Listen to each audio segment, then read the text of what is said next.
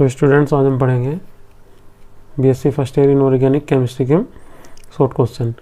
ये जो मैं आज आपको सेट कराने वाला हूँ, ये सेट 2019 से है और इसमें हम जो भी शॉर्ट क्वेश्चन होंगे इसके वे हम सारे पढ़ लेंगे। और ये जो शॉर्ट क्वेश्चन आप पढ़ोगे, हर जो पेपर, जितने भी पेपर आए हुए हैं हर पेपर में से, इनमें से ही लगभग क्वेश्चन आ जाते हैं। और जो क्वेश्चन मैं 2-4 इनसे अलग भी पढ़ाऊँगा, उसमें से आपके जो 10 क्वेश्चन आएंगे 2021 में अब एग्ज़ाम में बीएससी फर्स्ट ईयर में इनऑर्गेनिक केमिस्ट्री में, सारे के सारे आपको यहाँ से ही मिल जाएंगे। ठीक है, अब आप वीडियो देखना शुरू करते हैं, देखते हैं कैसे होंगे हमारे ये क्वेश्चन। तो यहाँ जो हमें 2019 में जो पहला क्वेश्चन पूछा हुआ है, वो हमसे क्वेश्चन पूछा हुआ है, बताइए कि क्यों समूह में विद्युत ऋणीयता नीचे की ओर घटती है। ठीक है, ये हमसे एक क्वेश्चन पूछा हुआ है। तो सबसे पहले तो हमें ये पता होना चाहिए कि जो क्वेश्चन हमसे पूछा हुआ है वो क्वेश्चन है क्या। अगर हमें सही से पता होगा तो हम उसका जवाब दे पाएंगे। देखिए, यहाँ एक वर्ड आया हुआ है विद्युत ऋणीयता। ये क्या होता है? अगर आप विद्युत ऋणीयता को सही से समझते हैं तो मैं आपको बता देता हूँ। जब किन्हीं दो परमाणुओं के बीच में कोई सहसंयोजी बंध बनता है, अब हम यहाँ एग्जाम्पल ले रहे हैं HCl का, तो इसमें सहसंयोजी बंध के बनने में क्या होता है, दोनों परमाणु एक एक इलेक्ट्रॉन की साझेदारी करते हैं। एक इलेक्ट्रॉन लेता है और इसमें एक इलेक्ट्रॉन देता है। ठीक है, दोनों के दोनों इसी काम को करेंगे। तो ये जो ये बीच में जो ये बॉन्ड बना है, ये वाला, ये 2 इलेक्ट्रॉनों से बना है। ठीक है, तो इन दोनों परमाणुओं का एक नेचर होता है इलेक्ट्रॉनों को आकर्षित करने का। तो सहसंयोजी बनने में किसी परमाणु के द्वारा सहसंयोजी बंध में प्रयुक्त इलेक्ट्रॉनों को आकर्षित करने की प्रवृत्ति क्या कहलाती है? विद्युत ऋणीयता। अब ये नीचे चलने पे क्यों घटती है, इसका चलने का कारण देख लेते हैं क्यों घटेगी। इसमें ऐसा होता है, परमाणु का आकार जितना छोटा होगा, परमाणु का इलेक्ट्रॉनों को आकर्षित करने का जो गुण होगा, जो शक्ति होगी, वो उतनी ही अधिक होगी। ठीक है, यहाँ Cl की विद्युत ऋणीयता बहुत ही अधिक है क्योंकि Cl आकार में बहुत ही छोटा है और इसमें नाभिक के आकर्षण बहुत ही अधिक है, जिस कारण यह विद्युत ऋणीयता किसकी अधिक होगी? Cl की। और यहाँ एक बात और मैं आपको बता देता हूँ, विद्युत ऋणीयता के आधार पर ही हम यौगिकों की पहचान कर पाते हैं। एक तो यौगिक हमने कभी पढ़े होंगे ध्रुवीय, और एक हम पढ़ेंगे इसमें अध्रुवीय। ध्रुवीय और अध्रुवीय, जो हम यौगिक पढ़ेंगे इसमें ध्रुवीय और अध्रुवीय, ये भी विद्युत ऋणीयता के आधार पर ही होते हैं। अगर कभी भी किन्हीं दो परमाणुओं की विद्युत ऋणात्मकता का अंतर 1.7 से अधिक होगा तो यौगिक जो होगा वो कैसा होगा? ध्रुवीय होगा। और अगर इससे कम होगा तो कैसा होगा? अध्रुवीय। अब बात यह है, नीचे की ओर क्यों घट रही है, बढ़ क्यों नहीं रही है? जब भी हम नीचे की ओर चलते हैं तो नीचे की ओर चलने पर हमें क्या दिखाई देता है? हमने एक एग्जाम्पल ले रखा है इसमें, H का, Li का, Na का, K, RBC, SFR का। जब हम देखते हैं इसमें H से लेके FR तक जो हमारे पास में इसकी कक्षाएं हैं, तो उनमें क्या होगा? जो हाइड्रोजन होता है, हाइड्रोजन में कितना इलेक्ट्रॉन होता है? 1। Li में कितना होता है? 2, 1। सोडियम में कितना होता है? 2, 8, 1। फिर इसके बाद में पोटेशियम कितना होगा? 2, 8, 8, 1। फिर इससे अगले वाले में 2, 8, 18, 8, 1। फिर इससे अगले वाले में 2, 8, 18, 18, 8, 1। इस टाइप से होगा। इसमें कक्षाओं की संख्या कितनी है? 1। इसमें कक्षाओं की संख्या 2। पता नहीं चल रहा है तो गिन लीजिए, जितने कोमे लगे हुए हैं कक्षा बदल जाती है। इसमें कोई कोमा नहीं लगा हुआ है तो कक्षा की संख्या 1 है। इसमें 1 लगा हुआ है तो 1 और 1 2। इसमें 1, 2, 3 तो बराबर कितनी आ जाएगी? 3। इसमें 1, 2, 3, 4। कोमे के बाद में कक्षाएं बदल जाएंगी। यहाँ 4 है, यहाँ 5 है और यहाँ कितनी है? 6। इस टाइप से यहाँ कक्षाएं आ रही हैं। ठीक है, जब कक्षाओं की संख्या बढ़ेगी तो इसमें जो इसका नाभिकीय आवेश होगा वो लगातार घटेगा। याद रखिए, जो नाभिकीय आवेश है वो लगातार घटेगा। नाभिकीय आवेश घटेगा तो जब ऊपर से नीचे चलेंगे तो जो सबसे ऊपर वाला है उसका कैसा होगा? अधिकतम होगा, और जो नीचे वाला है उसका कैसा होगा? न्यूनतम। सबसे ऊपरले वाले का अधिकतम और सबसे निचले वाले का न्यूनतम होगा। ठीक है, तो ये लास्ट वाला जो है इसका कैसा होगा? न्यूनतम होगा। फिर कक्षाओं की संख्या बढ़ रही है और नाभिकीय आकर्षण बल या नाभिकीय आवेश जो है वो लगातार घट रहा है। जब नाभिकीय आवेश लगातार घटेगा तो इलेक्ट्रॉनों को आकर्षित करने की प्रवृत्ति परमाणु की घटेगी। और अभी हम पढ़ रहे थे इलेक्ट्रॉनों को आकर्षित करने की प्रवृत्ति, और आकर्षित करने की प्रवृत्ति किसके कारण होती है? आकर्षित करने की जो प्रवृत्ति होती है वो होती है नाभिकीय आकर्षण बल के कारण, ठीक है। और नाभिकीय आकर्षण बल कैसा हो रहा है? लगातार घट रहा है। जब ये लगातार घटेगा तो क्या होगा? आकर्षित करने की प्रवृत्ति भी घटेगी, जिसके फलस्वरूप विद्युत ऋणता का मान भी घटेगा। अब इस क्वेश्चन में भी हमने ये पढ़ा है, सहसंयोजी बंध में परमाणु द्वारा साझा के इलेक्ट्रॉन युग्मों को आकर्षित करने का गुण विद्युत ऋणात्मकता या विद्युत ऋणीयता कहलाता है। अर्थात किसी वर्ग में ऊपर से नीचे चलने पर परमाणु क्रमांक बढ़ने के साथ साथ कक्षाओं की संख्या बढ़ती है, जिससे नाभिकीय आवेश का मान लगातार घटता है, जिस कारण परमाणु द्वारा इलेक्ट्रॉनों को आकर्षित करने की क्षमता घटती है, ठीक है। ये हम इसका एग्जाम्पल याद कर लेंगे। ये हमारा क्वेश्चन यहाँ से ही कंप्लीट हो जाएगा, जो क्वेश्चन हम अभी इसका पढ़ रहे थे। ये हमारा क्वेश्चन है, इसकी वैल्यू भी बहुत ही आसान है याद करना। यहाँ हम परमाणु लेंगे, ये वर्ग है हमारे पास में, हलीना की रब से फरियाद, इस वाले एग्जाम्पल से याद कर लेंगे, हलीना की रब से फरियाद, ठीक है। ये ऐसे याद हो जाएगा, है LI के लिए, ली, ना, के लिए, की, रब से फरियाद, ठीक है। ये केवल याद करने के लिए फॉर्मूला है, ये लिखना नहीं है, इनका नाम सबका अलग अलग है।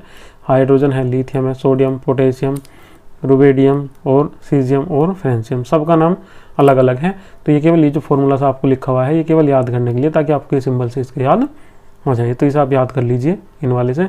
और यहाँ देखिए हाइड्रोजन को ना भी लेंगे तो भी चलेगा, और बाकी जो इसकी वैल्यू है वे सारी की सारी कैसी हैं? लगभग सेम सी है, जैसे कि 0.98, 0.93, 0.8282, 79 और 70। आराम से हमारा एग्जाम्पल याद हो जाएगा। अगर क्वेश्चन आप मेरा बताया कर जाते हैं तो आपको 2 में से 2 अंक मिल जाएंगे, ठीक है। जहाँ जो आवश्यकता होगी मैं वहाँ आपको वो समझा दूँगा। चलिए इसका क्वेश्चन 2 पढ़ते हैं। क्वेश्चन 2 में इसने हमसे पूछा हुआ है, निम्नलिखित धनायनों को उनके आकार के अनुसार घटते हुए क्रम में लिखिए। अब आकार के अनुसार घटते हुए क्रम में लिखा हुआ है, तो हमने क्या काम करा, ये वर्ग हमने ठा के इसका लिख लिया। जो भी इसे हमें दे रखा था तो हमने देख लिया, ये जो है ये सेकंड ए से है, जो वर्ग जितना भी इसने हमें दे रखा है ये सेकंड ए से है। ये वाला होता है BE MG CA ST BA RA, sorry ये ST की जगह ये SR है, स्ट्रोंशियम, ठीक है। तो इसमें जो इसका जो याद करने का तरीका इसे आप ऐसे याद कर सकते हैं, बेटा मांगे कार स्कूटर बाप रोए, इस टाइप से, ठीक है। तो ये जो BE है इसमें कितना होता है, इसका इलेक्ट्रॉनिक विन्यास होता है 2-2, दूसरे वाले का होता है 2-8-2, फिर अगले वाले का होता है 2-8-8-2, फिर इससे अगले वाले का होता है 2-8-18-8-2, फिर इससे अगले वाले का होता है 2-8-18-8-2, और इससे अगले वाले का होता है 2-8-18-32-18-8-2, इस टाइप से होता है, ठीक है।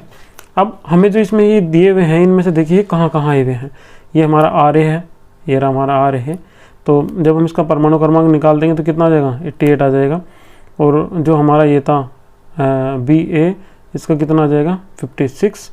SR का निकाल देंगे तो SR का हमारे पास में आ जाएगा यहाँ 38, और इसका कितना हमारे पास में 20 है, इसका कितना है 12 है, और इस वाले का हमारे पास में कितना है 4 है। अब हमें जो दिए हुए हैं वे केवल इसके बाद वाले 4 दिए हुए हैं, ये 4 इसने हमें दे रखे हैं एग्जाम्पल में ही। जब ये एग्जाम्पल में हमसे इन्होंने इनका आकार पूछा हुआ है, ये 4 हमें दिए हुए हैं, जब हम इस पर चार्ज लगा देंगे सब पे +2, देखिए CA पे +2, SR पे 2+2, BA पे 2+2, RA पे 2+2। तो जब हम इनके 2+ दिखाएंगे तो जो बाद वाले इलेक्ट्रॉन हैं इन्हें इनके छोड़ देंगे तो कितने इलेक्ट्रॉन रह जाएंगे इसमें, और कक्षाएं कितनी रह जाएंगी, इलेक्ट्रॉन कितने रहेंगे, 18 रह जाएंगे ना, ठीक है। कहाँ है कैल्शियम मेरा, इलेक्ट्रॉन कितने रहेंगे 18, और प्रोटॉन कितने, प्रोटॉन नहीं घटेंगे। चार्ज आने से प्लस माइनस का अगर चार्ज आ भी जाता है परमाणु पे तो प्रोटोनों की संख्या नहीं घटती है, केवल इलेक्ट्रॉनों की संख्या घटती है, बढ़ती है। प्लस का चार्ज आ जाएगा तो इलेक्ट्रॉनों की संख्या घट जाएगी, जितना प्लस का चार्ज आ जाएगा संख्या उतनी ही कम हो जाएगी इलेक्ट्रॉनों की, और जितना माइनस का चार्ज आ जाएगा इलेक्ट्रॉनों की संख्या उतनी ही अधिक हो जाएगी। जैसे कि यहाँ हमने देखा है CA पे कितना आया हुआ है 2+, तो इसके हम जो बाद के 2 इलेक्ट्रॉन है उन्हें छोड़ देंगे, बाकी वो सभी काउंट करेंगे। तो कुल इलेक्ट्रॉनों की संख्या कितनी हो जाएगी, 18 हो जाएगी।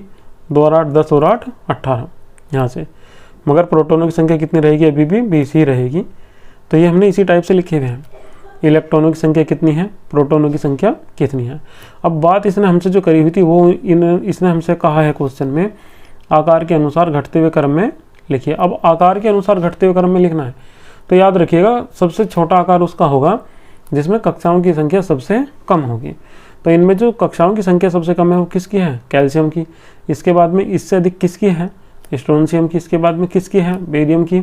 और जो सबसे अधिक जिसमें कक्षाएं हैं वो किस में है, इसके रेडियम में है, जो सबसे बाद में इसमें हमने ले रखा है Ra, ठीक है, इसमें है। तो हमने इन्हें क्रम में लिख दिया, पहले सबसे अधिक, फिर उससे कम, फिर उससे कम, फिर उससे कम, क्योंकि वो कह भी हमसे ये रहा है कि घटते हुए क्रम में व्यवस्थित कीजिए। और यहाँ जो ये हमने समझा रखे हैं, ये यहाँ हमने इनकी कक्षाएं समझा रखी हैं। चाहे तो आप गिन लीजिए कक्षाएं की संख्या Ra में कितनी है, 1 2 3 4 5 6।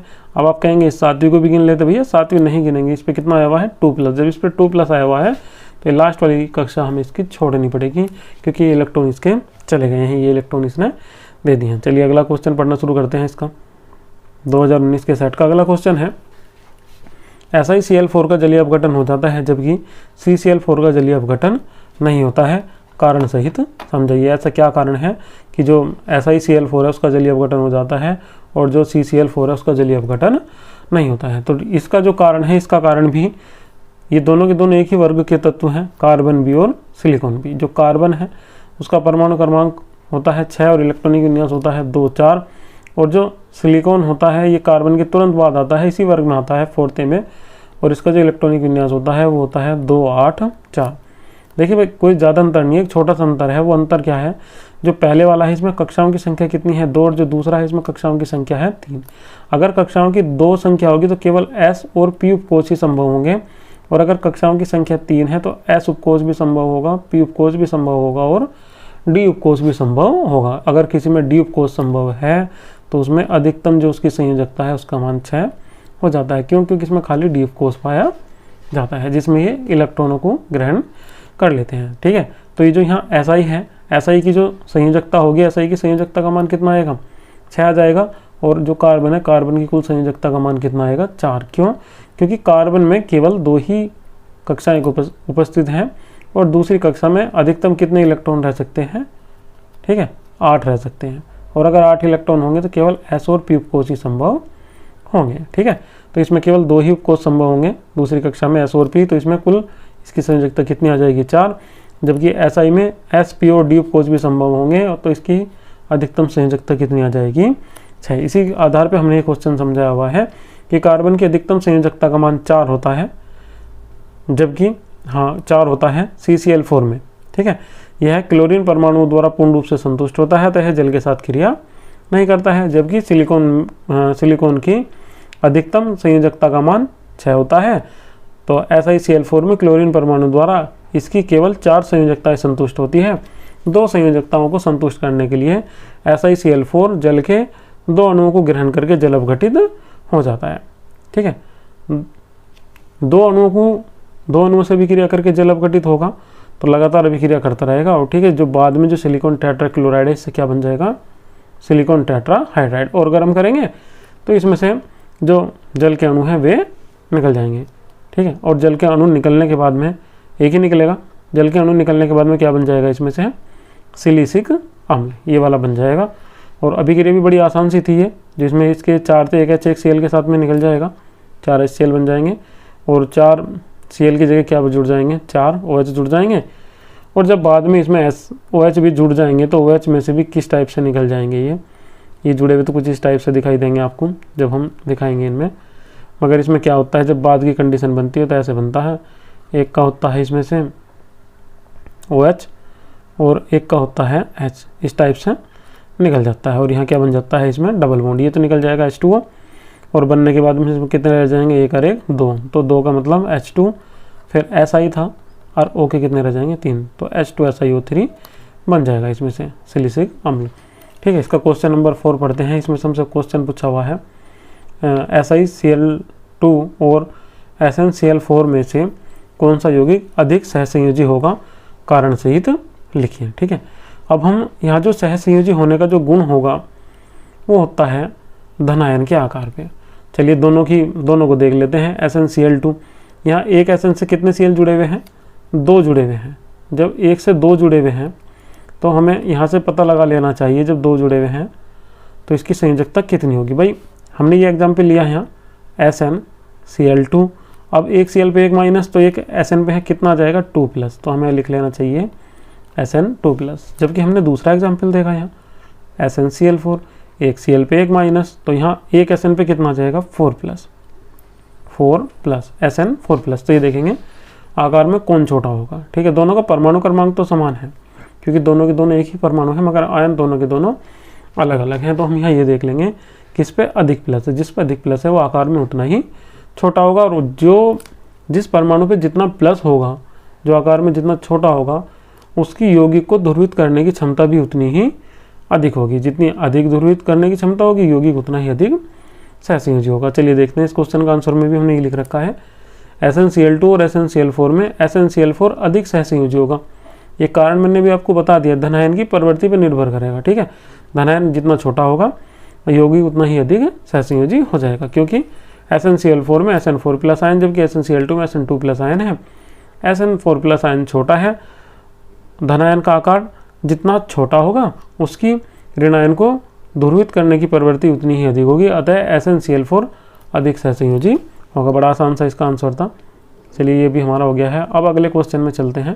क्वेश्चन नंबर है हमारा 5। ये जो हमारा क्वेश्चन नंबर 5 है, इसमें से क्वेश्चन पूछा गया है 4f कक्षक में एक इलेक्ट्रॉन है, प्रथम एजीम्यूथल एवं प्रथम मतलब वही फर्स्ट क्वांटम संख्या, और L चुंबकीय तथा M क्वांटम संख्या के लिए कितने संभावित मान हो सकते हैं। ठीक है, तो इसने जो हमसे पूछ रखा है, इसने हमसे पूछ रखी है principal quantum number, azimuthal quantum number, मुख्य क्वांटम संख्या पूछ रखी है इसने हमसे, प्रथम N एजीम्यूथल, तो ये कुछ गलत लिखा हुआ है। ठीक है, एजीम्यूथल और मैग्नेटिक, ये 3 इसने हमसे पूछी हुई है। केवल 3 के ही जवाब देने हैं, मगर हमने क्वेश्चन में 3 से अधिक दिखा रखा है, तो हम इस बात पे ध्यान देंगे क्यों दिखा रखा है। याद रखिएगा, जब हम एग्ज़ाम करने जाते हैं तो एग्ज़ाम में अगर हम कुछ एक्स्ट्रा करके आते हैं तो उसका भी हमारे एग्ज़ाम पे, हमारी मार्किंग पे प्रभाव पड़ता है। इतना एक्स्ट्रा मत कीजिएगा कि समय ख़त्म हो जाए और आपके क्वेश्चन पूरे ना हो पाए। मगर आपके पास में अगर समय है तो आप इतना एक्स्ट्रा जरूर करिए, ताकि एग्जामिनर आपकी काफ़ी चेक करते हुए आपसे प्रभावित हो जाए। चलिए देखते हैं, इसमें हमने ये लिया हुआ है 4f1। क्यों? क्योंकि 4f कक्षक में एक इलेक्ट्रॉन है, तो हमने यहाँ लिख लिया है 4f1। ठीक है, ये लिखा हुआ है हमने यहाँ 4f1। अब हमें इसकी क्वांटम संख्या निकालनी है। तो जो n है, n की वैल्यू तो वो होती है जो इसके सबसे शुरू में लिखा हुआ होता है। ठीक है ना, ये कितना लिखा हुआ है यहाँ 4, तो n बराबर कितना आ जाएगा 4 आ जाएगा, क्योंकि मुख्य क्वांटम संख्या बराबर होती है कोष की संख्या। कितनी है 4 है, कोष की संख्या शुरू में लिखते हैं, तो यहाँ इसका n का मान कितना आ जाएगा 4 आ जाएगा। जब हमें l की वैल्यू निकालनी हो तो l की वैल्यू निकालने के लिए एक दूसरा फंडा होता है।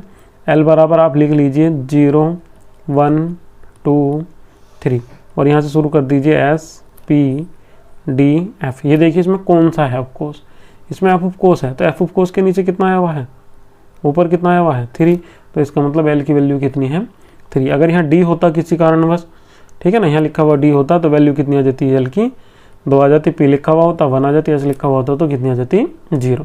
अब हमें यहाँ M की वैल्यू निकालनी है। M बराबर कितना लिख दिया हमने यहाँ 0 लिखा हुआ है। ठीक है, एक बार चेक कर लेते हैं 0 होगा या नहीं। चलिए F हमें दिया हुआ है तो F को बना लेते हैं। F में कितने कक्षक होते हैं 7, 1 2 3 4 5 6 और ये 7। ठीक है, तो इसमें जो आपको वैल्यू लिखनी होगी M की वो इस टाइप से लिखेंगे, जो सबसे बीच वाला होगा उसके नीचे लिख लेंगे 0, जो राइट हैंड पे होंगे वे प्लस वाले +1 +2 +3, जो लेफ्ट हैंड पे होंगे वे माइनस वाले -1 -2 -3। कितना इलेक्ट्रॉन है इसमें, केवल एक ही इलेक्ट्रॉन है, तो एक इलेक्ट्रॉन है तो हम यहाँ रख देंगे इसमें। जब एक ही इलेक्ट्रॉन है तो M की वैल्यू कितनी आ जाएगी -3 आ जाएगी, 0 नहीं आने की है, ये आ जाएगी -3। ठीक है, तो यहाँ जो M की वैल्यू आएगी वो कितनी आएगी -3 आ जाएगी। ठीक है, और L बराबर 3 के लिए M के संभावित मान कितने हो सकते हैं, कुल मान 7 हो सकते हैं।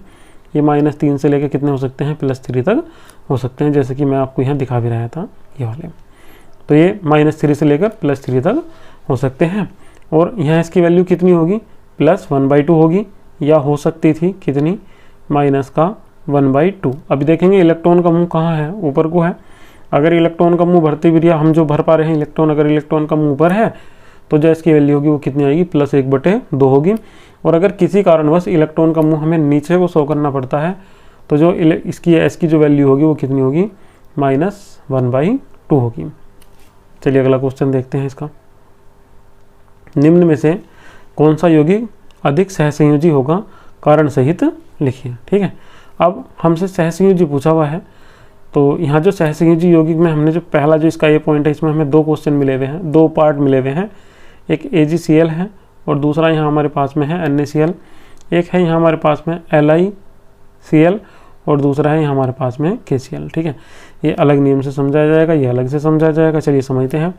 AgCl में जो Ag पे 1+ चार्ज आता है, तो Ag इस 1+ चार्ज के कारण एक अकेरिया गैस का इलेक्ट्रॉनिक विन्यास प्राप्त कर लेता है और ठीक इसी काम को सोडियम भी करता है। ठीक है, मगर जो Ag+ का जो इलेक्ट्रॉनिक विन्यास है वो कैसा है, अनुत्कृष्ट गैस जैसा है। मगर यहाँ आप अगर ध्यान से देखेंगे तो जो Na+ का जो इलेक्ट्रॉनिक विन्यास है वो कैसा है, उत्कृष्ट गैस जैसा है, 2-8। ठीक है, मगर ये अनुत्कृष्ट गैस कैसे होते हैं, अब बाद में इनमें सब में 8 आता है। अब जैसे आपको ये पता था, हमने ये पढ़ रखे हैं हीलियम, Ne, नियोन, आर्गन, तो इसमें कितना था 2, इसमें कितना था 2-8, इसमें कितना था 2-8-8। इनकी जो सबके बाद में है वो कितना आता है, 8 आता है।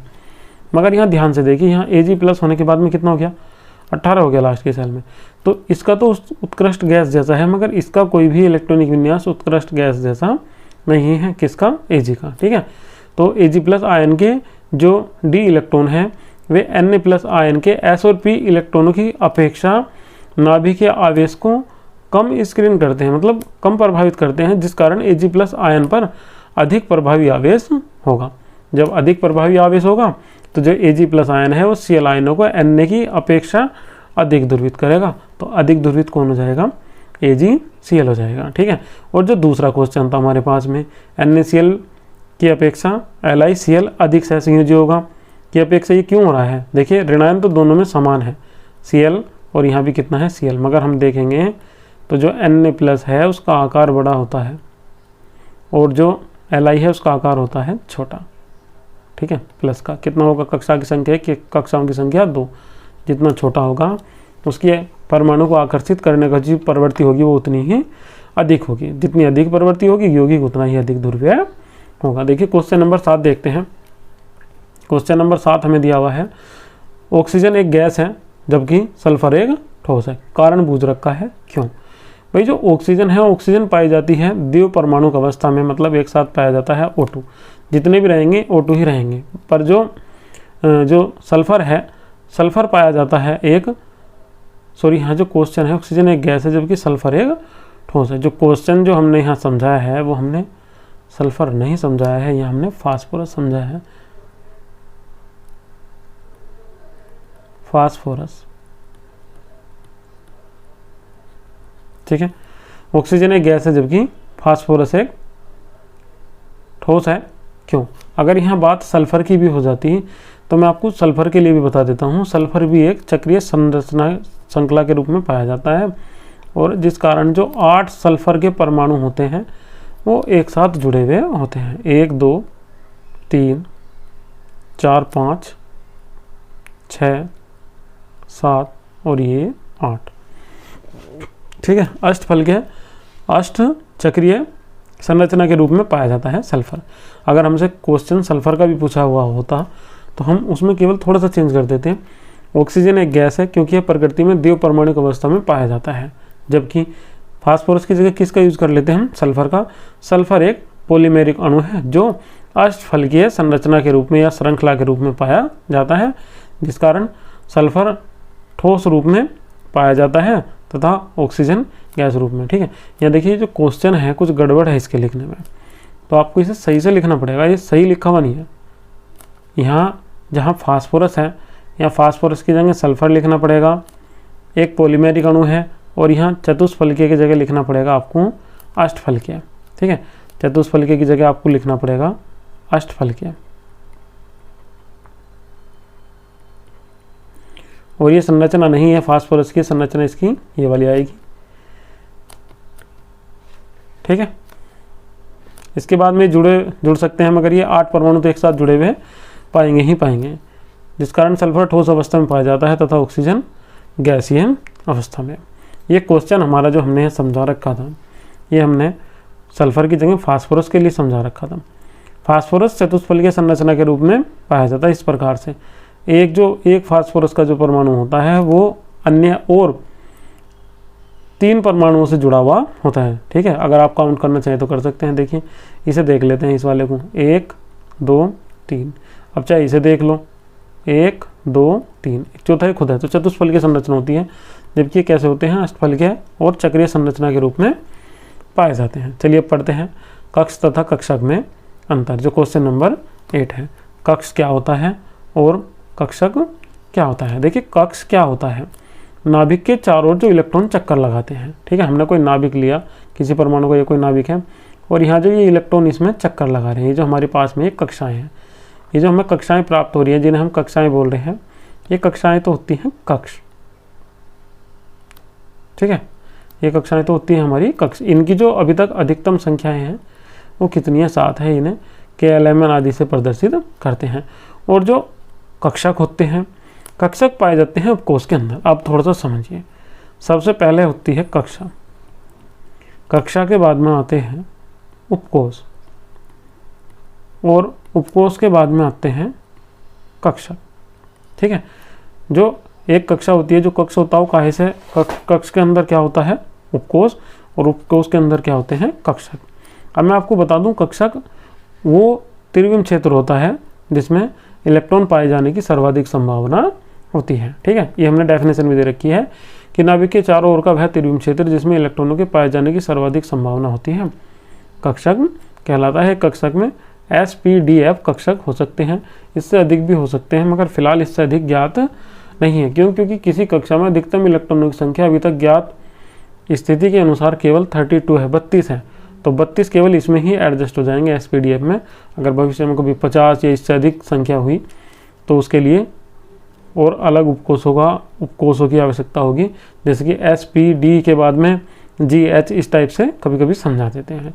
किसी कक्षा में कुल 1 S कक्षक, 3 P कक्षक, 5 D कक्षक तथा 7 F कक्षक से अधिक नहीं होते हैं किसी कक्षा में। ठीक है, इससे अधिक नहीं हो सकते। क्यों? क्योंकि S केवल एक ही रहता है एक साथ में। P के कितने रहते हैं? P 3 रह सकते हैं, और जो हमारे D हैं, D हमारे कितने रह सकते हैं? 5, और जो F है वे हमारे कुल कितने रह सकते हैं? 7, क्योंकि F में केवल 7 ही कक्षक संभव है। अगला क्वेश्चन देखिए, निम्न में से किसका आकार बड़ा है? कारण दीजिए। अब आकार बड़ा और छोटा बताना है तो हम ये देख लेंगे कक्षाओं की संख्या किस में कम या ज़्यादा है, और अगर कक्षाओं की संख्या दोनों में समान है और इलेक्ट्रॉनों की संख्या भी समान है तो फिर ये देख लेंगे कि प्रोटॉनों की संख्या किस में अधिक है और किस में कम। जिसमें प्रोटॉनों की संख्या अधिक होगी उसका आकार छोटा होगा, और जिसमें प्रोटॉनों की संख्या कम होगी उसका आकार बड़ा होगा। इसका कारण ये है कि प्रोटॉनों की संख्या जितनी अधिक होगी आकर्षण बल उतना ही अधिक होगा। जो नाभिक आकर्षण बल है वो उतना ही अधिक होगा, और नाभिक आकर्षण बल जितना अधिक होगा नाभिक इलेक्ट्रॉनों को उतनी ही अधिक बल से मजबूती के साथ खींचेगा, आकर्षित करेगा। जितने मजबूत बल से आकर्षित करेगा इलेक्ट्रॉन उतने ही पास हो जाएंगे, आकार उतना ही छोटा हो जाएगा। तो इसमें दोनों के दोनों में Na में और Mg में जो आकार बड़ा है वो आकार बड़ा है किसका? Na का, और आकार छोटा किसका है? Mg का। चलिए इसका दूसरा B पार्ट देखते हैं। इसमें हमें दूसरा B पार्ट में दिया हुआ है Cu+ है, और Cu कितना है? 2+। जब हम Cu2+ और Cu+ को देखते हैं तो इसमें हमें कक्षाओं की संख्या समान मिलती है और प्रोटॉनों की संख्या भी समान मिलती है, मगर यहाँ इलेक्ट्रॉनों की संख्या देखिए, एक में कितनी है? 28, और एक में कितनी है? 27। जिसमें इलेक्ट्रॉनों की संख्या अधिक होगी अब आकार उसका बड़ा होगा। तो आकार किसका बड़ा होगा? Cu+ का बड़ा होगा। फिर इसके बाद में जो हमारा लास्ट क्वेश्चन है, इसमें ये हमें क्वेश्चन लास्ट वाला समझना है। निम्नलिखित स्पीचों में से कौन कौन अनुचुंबकीय तथा कौन कौन प्रतिचुंबकीय हैं? O2+, O2, O2-, O2-, इनमें से। तो हम यहाँ सबसे पहले ये देखेंगे कि जो O2 अणु का आणविक ऑर्बिटल विन्यास है वो कैसा है। ठीक है, तो यहाँ सिग्मा 1s2 2 इलेक्ट्रॉन है, इसमें सिग्मा हाँ सिग्मा स्टार 1s2, इसमें भी कितने हैं 2। और फिर इसके बाद में sigma 2s2, sigma star 2s2, sigma 2px2 और पाई 2p2y और पाई 2p2z, पाई स्टार 2p1y और पाई स्टार 2p1z। इस टाइप से हमने ये इलेक्ट्रॉनिक विन्यास इनका लिखा हुआ है। इलेक्ट्रॉनिक विन्यास कैसे लिखा हुआ है इसे मैं आपको समझा दूंगा, मगर नेक्स्ट वीडियो में। इसके लिए आपको नेक्स्ट वीडियो देखनी पड़ेगी। नेक्स्ट वीडियो में ही मैं आपको इसे बता पाऊंगा कि जो हमने इसका इलेक्ट्रॉनिक विन्यास लिखा है, इसका इलेक्ट्रॉनिक विन्यास लिखा कैसे गया, ये सिग्मा कहाँ से आ गए हैं या ये पाई कहाँ से आ गया है, इनका क्रम कैसे होगा और इसे हम सही से याद कैसे कर पाएंगे, वो मैं आपको समझा दूंगा नेक्स्ट वीडियो में। नेक्स्ट वीडियो इसकी आपको मिल जाएगी कल। फिलहाल इसका एक ही सेट ये वाला रहेगा जो आप अभी समझ रहे हैं। यहाँ आपको ऐसे याद करना पड़ेगा। और यहाँ हमें जो निकालना है वो हमें निकालना है इसका ये चुंबकीय है या प्रतिचुंबकीय है या अनुचुंबकीय, ये हमें बताना है। और इसमें हमें बंद क्रम निकालना है, बॉन्ड ऑर्डर BO। चलिए समझते हैं क्वेश्चन। तो यहाँ जो हमारे पास में जो हमें बताना है कि ये अनुचुंबकीय है या प्रतिचुंबकीय, तो वो हम बता पाएंगे अयुग्मित इलेक्ट्रॉनों की सहायता से। ठीक है, अब हमें अयुग्मित इलेक्ट्रॉन देखने हैं। तो ध्यान से देखिए, यहाँ अयुग्मित इलेक्ट्रॉन कितना है 1, और यहाँ भी अयुग्मित इलेक्ट्रॉन कितना है 1। 1 और 1 कितने हो गए 2। इसमें 2 अयुग्मित इलेक्ट्रॉन है। अगर केवल एक अयुग्मित इलेक्ट्रॉन भी होता तो भी अनुचुंबकीय होता, मगर कितने हैं 2। तो 2 इलेक्ट्रॉन होने के कारण ये कैसा हो जाएगा, अनुचुंबकीय हो जाएगा। ठीक है, 2 इलेक्ट्रॉन होने के कारण अनुचुंबकीय हो जाएगा। जब हम इसका बंद क्रम निकाल देंगे तो बंद क्रम में जो BMO होते हैं, बॉन्डिंग मोलिकुलर ऑर्बिटल, उनके इलेक्ट्रॉन अलग काउंट करते हैं, और जो ABMO होते हैं, एंटी बॉन्डिंग मोलिकुलर ऑर्बिटल, उनके अलग काउंट करते हैं। याद रखिएगा, जो स्टार वाले हैं इसमें, ये जितने भी ये स्टार वाले हैं, ये सारे के सारे क्या हैं, ये हैं ABMO। और ये जो विदाउट स्टार वाले हैं, ये सारे के सारे क्या हैं, BMO। अब ये मत सोचिए कि इस पर एरो नहीं लगाया तो ये नहीं है, ये BMO, ये वाला ABMO, ये BMO और ये लास्ट वाले जो दोनों के दोनों हैं, ये क्या है, ABMO। इस टाइप से तो हम कुल इलेक्ट्रॉन जोड़ देंगे। तो इसमें से हमें ये जो आबंध संख्या है ये होती है BMO, और ये जो प्रति आबंध संख्या है ये होती है ABMO। तो घटा देंगे। जब हम इसमें इन्हें जोड़ेंगे तो ये कितना हो जाएगा, 2 और 2 4 और 2 6 और 2 8। तो आबंध संख्या कितनी हो जाएगी, 8 हो जाएगी। और जो प्रति आबंध संख्या वो कितनी हो जाएगी, इसमें 2 ये हैं और 2 ये हैं, 2 और 2 4। घटा देंगे तो कितना आ जाएगा, 8 - 4 बराबर 4। 1/2 से काट देंगे तो कितना आ जाएगा, 2। इसका मतलब जो O2 में आबंध संख्या है वो कितनी है, 2। ठीक है, O और O के बीच में जो बंध बने हुए हैं वो कितने हैं, 2 बंध बने हुए हैं। O2 प्लस में से 1 इलेक्ट्रॉन और कम हो जाएगा, तो यहाँ केवल लास्ट में 1 इलेक्ट्रॉन रह जाएगा। फिर वही काम करेंगे, 1/2 आबंध संख्या माइनस प्रति आबंध संख्या। अब आबंध संख्या कितनी है, गिन लेंगे इसमें से, 2 2 4 2 6 2 8। ठीक है, ये 8 ही रह जाएगी, 2 और 1 3। 3 क्या हो जाएंगे इसमें से, प्रति आबंध। तो घटा देंगे तो कितना हो जाएगा, 2.5 बढ़ गई, लगभग 2.5 बॉन्ड बनेगा। O2 माइनस अणु का आणविक ऑर्बिटल विन्यास। अच्छा, एक चीज़ और समझिए, यहाँ से हमने इसमें भी क्या लिखा हुआ है, ये अनुचुंबकीय। क्यों, क्योंकि 1 इलेक्ट्रॉन है अभी भी। अगर इलेक्ट्रॉन हर किसी में 2 हो जाएंगे सारे के सारे में, तो हम उसे क्या लिख देंगे, प्रतिचुंबकीय। याद रखिएगा, प्रतिचुंबकीय के लिए शर्त यही है कि प्रतिचुंबकीय में प्रत्येक इलेक्ट्रॉन युग्मित होगा। और जो अनुचुंबकीय है, अनुचुंबकीय में यह है कि अगर एक इलेक्ट्रॉन भी अयुग्मित हो गया है तो यौगिक कैसा हो जाएगा, वो अनुचुंबकीय हो जाएगा। तो इसमें भी हम क्या काम करेंगे, BMO में से ABMO को घटा देंगे, गिन लेंगे। और याद रखिएगा, ये जो आबंध संख्या और प्रति आबंध संख्या है जो हम ये निकालते हैं, ये केवल हम लास्ट की सेल के लिए निकालते हैं, फर्स्ट वाली के लिए नहीं।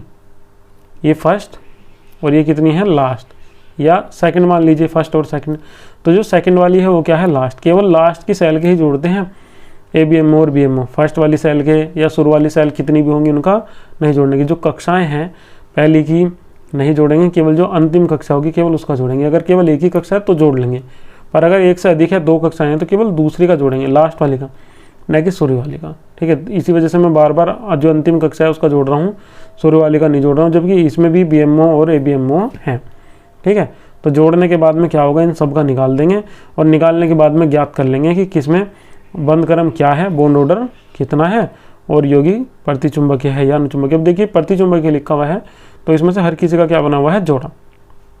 2, इसमें भी 2 इलेक्ट्रॉन है, इसमें भी 2 हैं, इसमें भी 2 हैं, इसमें भी 2 हैं, इसमें भी 2, हर किसी में 2 इलेक्ट्रॉन है। तो ये कैसा है, ये पूर्ण रूप से भरा हुआ है, हर किसी में जोड़ा बना हुआ है इलेक्ट्रॉन का। जब हर किसी में जोड़ा बना हुआ है तो हमारे अनुसार ये क्या आ जाएगा, जोड़ा बनने के अनुसार ये हमारा आ जाएगा क्या, प्रतिचुंबकीय हो जाएगा ना, ये हमारा प्रतिचुंबकीय हो जाएगा। चलिए अब पढ़ते हैं सेट नंबर इसका 18।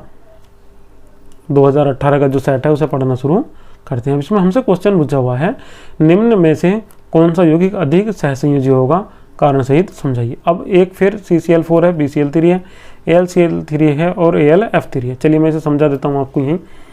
AlCl3 है एक तो हमारे पास में,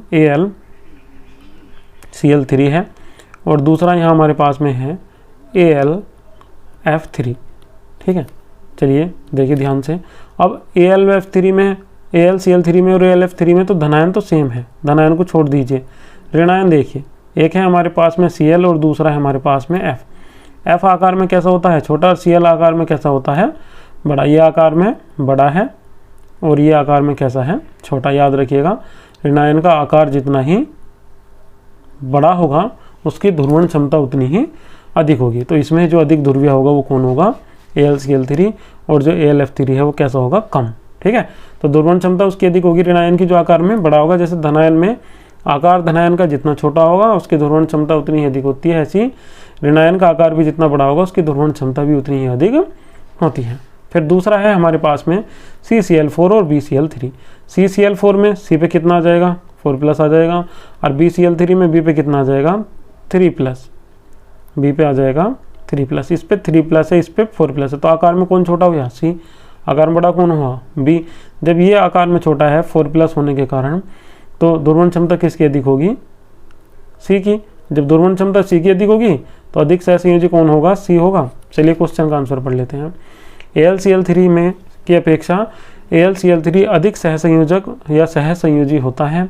इसका कारण यह है कि इन दोनों यौगिकों में धनायन Al3+ तो समान है, परंतु Cl- आयन और F- आयन दोनों भिन्न भिन्न है, और इसमें Cl- आयन F- आयन से बड़ा है। अतः Cl- आयन Al3+ आयन को F- की अपेक्षा अधिक ध्रुवित करेगा। ये कारण मैंने आपको बता दिया। ऋणायन का आकार जितना बड़ा होगा उसकी ध्रुवण क्षमता उतनी ही अधिक होगी। अब आप सोच रहे होंगे ऐसा क्यों है, ऐसा मैं आपको समझा देता हूँ। जैसे कि देखिए, अगर Cl पे आया हुआ है 1-, जब इस पे 1- आया हुआ है तो 1- के कारण इसकी ध्रुवण क्षमता कम होगी। पर अगर किसी कारण से मैं लिख दूं O2-, तो इस पर कितना माइनस आ गया, 2, तो ये और अधिक आकर्षित करेगा। क्यों, क्योंकि इस पर ऋणायन की मात्रा लगातार बढ़ती हुई जा रही है। ठीक है, तो ये और अधिक कोशिश करेगा कि जो मेरे पास में 2 इलेक्ट्रॉन है इन्हें कोई ले, और मेरे पास में जो बोझ है इसका वो मेरा बोझ जो है मेरे पास में वो इनका हट जाए।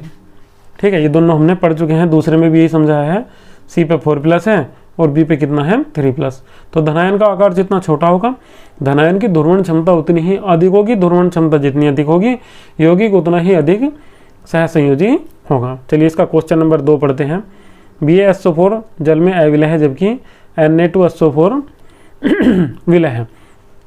तो इसका जो कारण होता है, इसका कारण होता है यौगिक की जलीय ऊर्जा। ठीक है, अगर किसी आयनिक यौगिक को जल में घोलने पर या उसकी जो जलीय ऊर्जा है उसका मान यौगिक की जालक ऊर्जा से अधिक है, अधिक होना चाहिए, सीधी सी बात है। अधिक है तो यौगिक जल में घुल जाएगा, और अधिक अगर उसका मान कम है तो फिर वे नहीं घुलेगा। ये हमने समझाया है इसमें।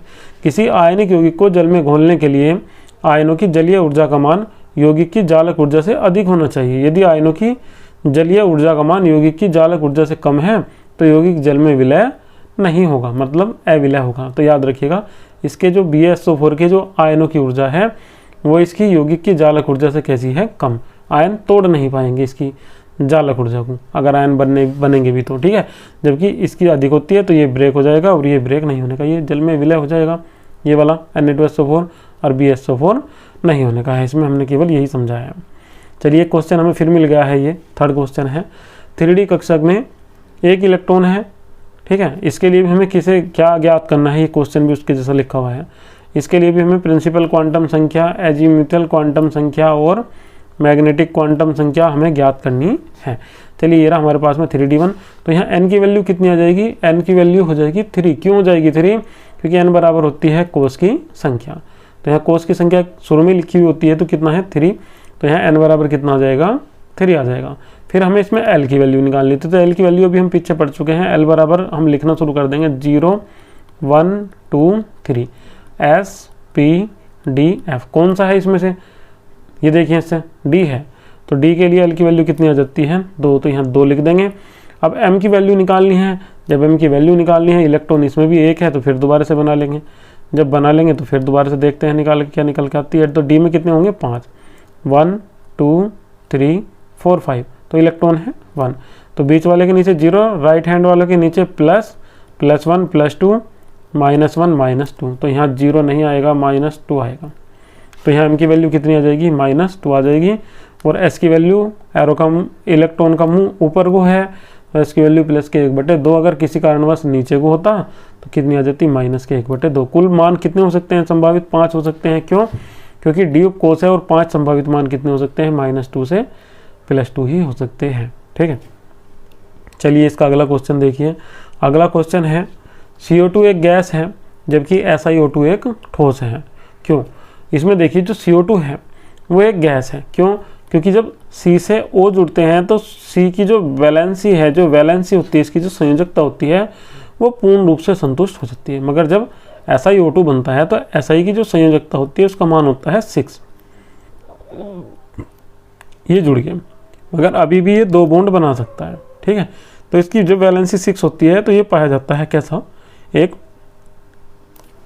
संरचना के रूप में पाया जाता है जिसमें ऑक्सीजन इससे चारों ओर से घिरे हुए होते हैं। ठीक है, CO2 एक गैस है जबकि SiO2 एक ठोस है, क्योंकि CO2 एक मोनो अणु है, अर्थात CO2 अणु आपस में एक दूसरे से नहीं जुड़े होते हैं।